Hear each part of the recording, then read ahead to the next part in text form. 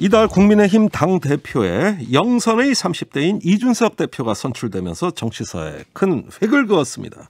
한국 정치의 새 모델이 될 수 있을지, 쇄신은 가능할지, 보수 농객의 시각으로 최근 정치권 이슈를 짚어보겠습니다. 이상돈 전 의원 스튜디오에 직접 모셨습니다. 안녕하세요. 네, 안녕하세요. 네. 이번 달에 책을 내셨네요? 네. 네, 제가 지금 갖고 나왔어요. 여기 보니까 시대를 걷다 이렇게 돼 있는데 저는 부제가 더 인상적입니다.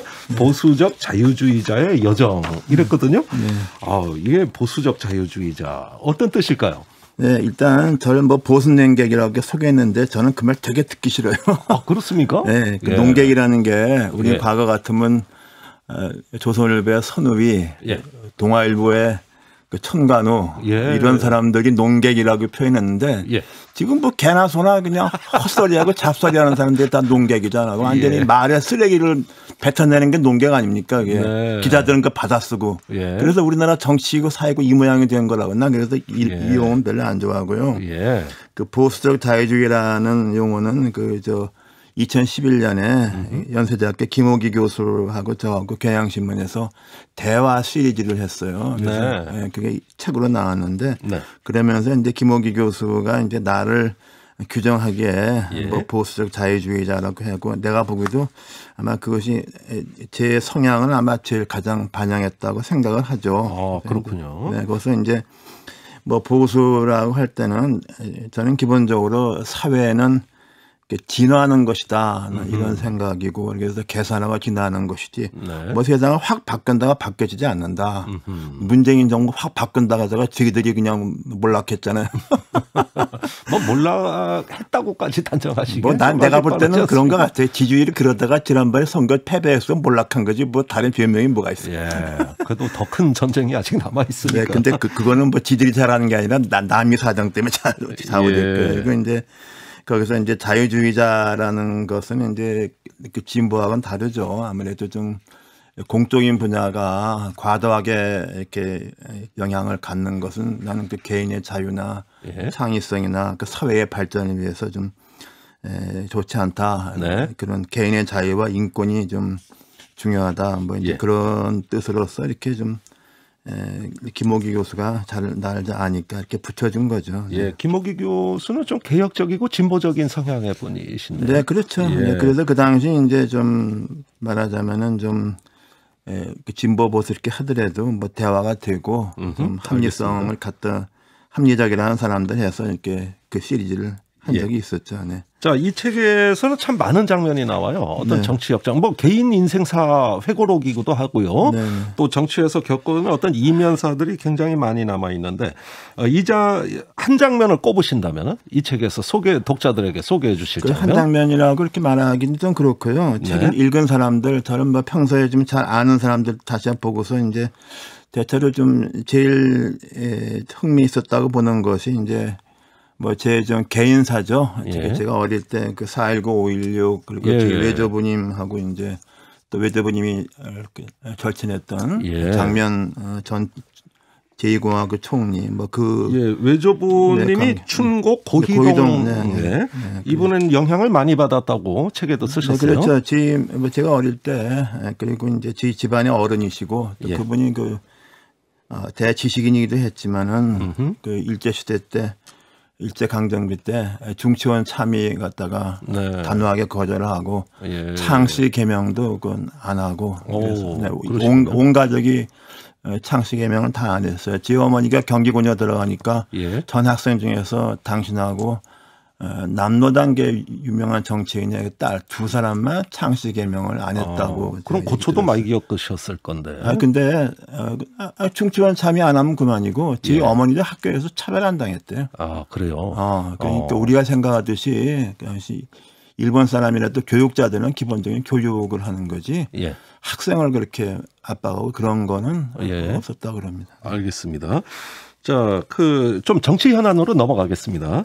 제가 아까 정치사에 기록될 일로 이준석 대표를 소개했는데, 우리 이 교수님께서는 국민의힘 이준석 대표의 선출 어떻게 보셨습니까?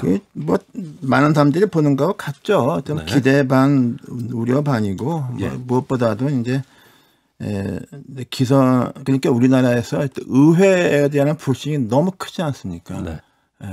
그게 나타난 거라고 봐요. 의회, 국회의원에 대한 불신의 반작용이다. 불신이 커서 결국에는 뭐 이준석 지금 대표가 된 거 아니냐 하는데 이제 아무래도 이제 대선 국면 가면은 또 불확실성이 많으니까 그 과연. 근데 옛날에 한나라당 비대위원 시절에 이준석 대표하고 같이 비대위원 하지 않으셨어요? 네, 그렇죠. 네. 가까이서 볼 기회가 많으셨을 건데. 근데 가까이 볼 때 그때 회의 참석한 거지. 뭐 그렇게 뭐 이렇게 제가 그 이후에 많은 그렇게 교제를 한 적이 없습니다. 네. 아, 그렇군요. 네.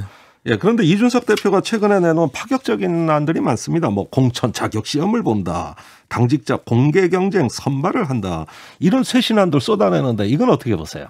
그 당직자 공채는 과거에 지금 국민의힘에 뿌린 그 이제 민정당 공화당 때부터 공채를 했죠. 공채는 했죠. 네, 공채를 하고 그 다음부터는 뭐 그 시험 봐서 한다네. 그럼 뭐 당 대표하고 최고위원도 시험 봅니까? 뭐 내가 또 코미디죠. 코미디다. 네. 예, 크게 의미는 부여하지 않으시네요. 당내 대선 후보가 선출되는 11월까지 5달 정도 시간이 남아 있어요. 이 기간이 이제 이준석 대표의 시험대가 될 그런 기간인데 어떻습니까? 정권 교체의 어떤 그 발판을 만들어 놓겠습니까? 그럼 아마 혼자 하는 게 아니니까요. 네. 어느 정도 좀 지금 상당히 좀 요동치고 있지 않습니까? 그래서 저는 굉장히 좀 불확실성이 굉장히 많다고 봐요. 특히 민주당 쪽은 뭐 불확실성이 오히려 상대적으로 적고 그쪽은 굉장히 불확실성이 크다고 봅니다. 예. 아, 불확실성이 크다. 아니, 그래도 조금 예측을 해 주셔야지. 아니, 제가 이제 그 지난 책도 썼는데 이건 뭐 이제 저는 이제 현업에서는 이제 떠나는 사람인데 그런 걸 자꾸 묻습니까? 아니, 워낙 그 경험이 많으시니까 그렇습니다. 자, 그러면은 이 문제 한번 여쭙죠. 안철수 대표하고 윤석열 전 총장을 비교하는 분들이 많아요. 직접 나서지 않으면서 간보기 정치를 한다, 전원 정치를 한다, 뭐 이런 여러 가지 비판들이 있는데. 근데 두 사람은 스타일이 180도 다르죠. 어떻게 다릅니까?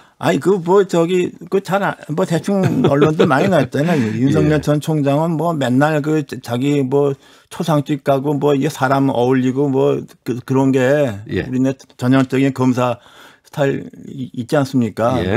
그야말로 새끼들이 빡빡하죠. 그런 거고, 안철수 대표는 사람 만나는 게 없는 사람이고 뭐 전혀 상반되는 사람, 제가 볼 때는 전혀 그 거리가 먼 사람이죠, 둘 다. 근데 다만 이제 어떤 계기에 정치권의 그 여론으로서 굉장히 부각됐다는 점에서 여론조사 지표로 확 올라갔다는 점에서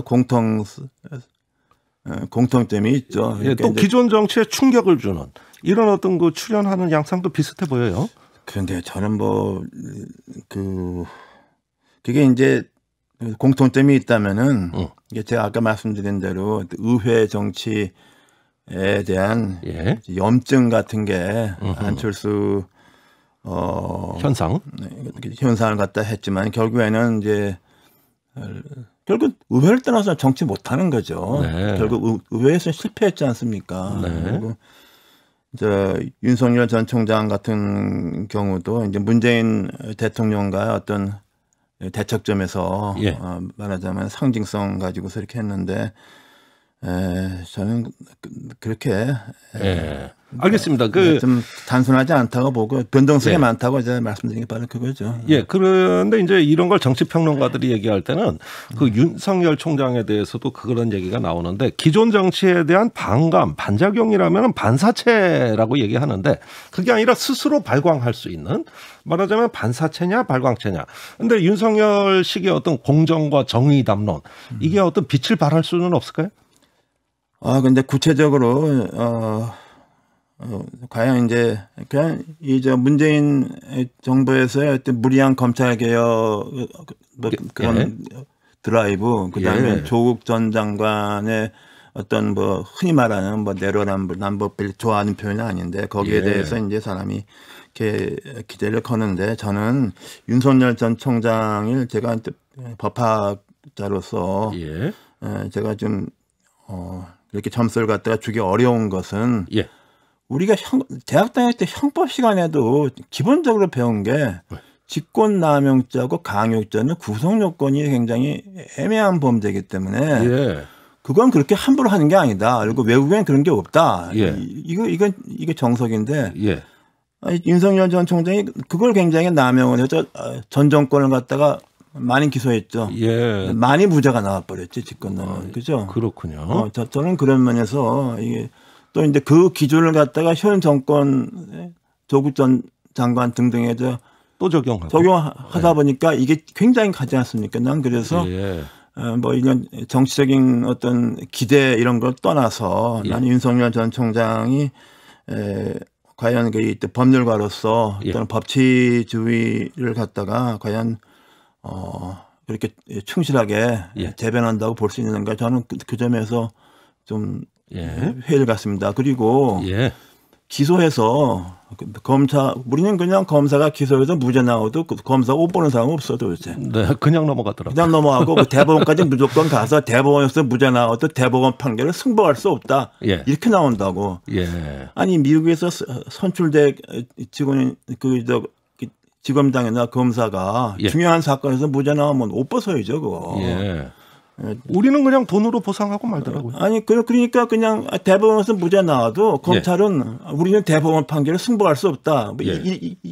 이러고 넘어간다고. 그게 예. 그러니까 그동안까지 우리나라 피고인들은 그 무죄를 3번 받아야 무죄가 되지 않았습니까? 그렇습니다. 난 그래서 난 그런 면에서 나는 우리나라 검찰 예. 형사 시스템이 문제가 많다고 생각하고 예. 그런 점에서 나는 솔직히 정치를 떠나서 그런 기존 검찰 시스템에 익숙한 사람이 과연 민주주의 법치주의를 이렇게 예. 대변할 수 있을까에 대해서 저는 기본적으로 좀 회의적 시각이 있습니다. 그러니까 예. 보통 사람이 보는 거하고 좀 차원이 다른 얘기죠. 예, 그러니까 우리나라 형사법 체계에 익숙한 사람이 어떤 그 민주주의 정치의 영역에서 네. 그런 어떤 사고로 정치를 하면 곤란하다 이런 말씀이신 것 같아요. 그렇죠. 그런 생각을 저는 좀 말하자면 이제 법률 쪽에서 시작해서 그렇게 좀 보는 좀 그런 견해를 갖고 있습니다. 알겠습니다. 민주당도 대선을 앞두고 시끌시끌합니다. 오늘 후보 경선 연기를 두고 의총이 열렸는데 결정을 못했어요. 계속 미뤄지고 있습니다. 이렇게 갈등의 골이 깊어지는 양상 어떻게 보세요?